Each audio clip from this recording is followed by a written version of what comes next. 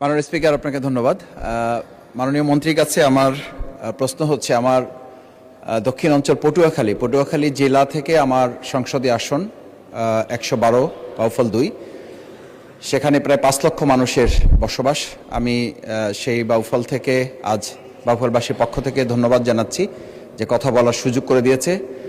সেখানে আমি লক্ষ্য করেছি, আমি সেবক হিসাবে, খাদেম হিসেবে নির্বাচিত হওয়ার পর অসংখ্য মামলায় আমাদের জনগণ অতিষ্ঠ হয়ে আছে। সেই মামলাগুলো পরিচালনার জন্য জেলা আদালতের পাশাপাশি আমাদের উপজেলা অঙ্গনে বা বাউফলের এই 5 লক্ষ মানুষের জন্য একটা আদালতের ব্যবস্থা করে দেওয়ার ব্যাপারে মাননীয় মন্ত্রী কোনো পদক্ষেপ নিয়ে আমার এই 5 লক্ষ মানুষের কল্যাণে তাদের জন্য কিছু উদ্যোগ তিনি গ্রহণ করবেন কিনা, তাহলে কৃতজ্ঞ থাকবো। সেই বিষয়ে একটু জানতে চাই। মাননীয় মন্ত্রী। মাননীয় স্পিকার, আপনাকে ধন্যবাদ।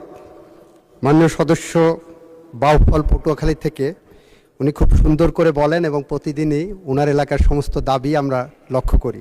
এর সাথে বাংলাদেশ সুপ্রিম কোর্টের সিদ্ধান্ত জড়িয়ে আছে এবং আমাদের বর্তমান যে কাঠামো, বিচারিক আদালতগুলোর কাঠামো, সেই কাঠামোর মধ্যে সেপারেট করে উপজেলা লেভেলে কোনো আদালত প্রতিস্থাপনের সুযোগ নাই।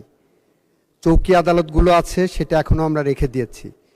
যদি ভবিষ্যতে সময়ের প্রয়োজনে সুপ্রিম কোর্ট মনে করেন বা আমরা আলোচনা করব যে আমাদের উপজেলা লেভেল পর্যন্ত আবার আদালত নিয়ে যাওয়ার সুযোগ আছে, সেখানেও একটা আইনি প্রশ্ন আছে এবং এটা জাতীয় সনদে আছে। জাতীয় সনদ যখন আমরা বাস্তবায়নের দিকে আগাবো, সাংবিধানিক সংশোধনীর মাধ্যমে সেখানে এই আলোচনাগুলো করে আমরা যথাযথ ব্যবস্থা নেব।